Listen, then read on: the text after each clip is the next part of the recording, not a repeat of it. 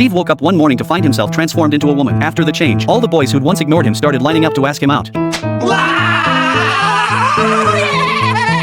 He even went out of his way to invite them over to his place. It all started with the muscle-enhancing supplement Stan had brought home. Stan had told him that popping the pills would turn him into a ripped hunk with bulging muscles. Instead, all the muscle mass ended up concentrated in his chest. Overnight, Steve became the most sought-after person around. His classmates scrambled over each other to invite him to all kinds of events. That is refreshing. I'm glad you guys talked me into taking a dip. Aren't you coming in? Nah, it looks like the water's kind of cold. But why don't you show us how Flipper swims backwards again? Oh, okay.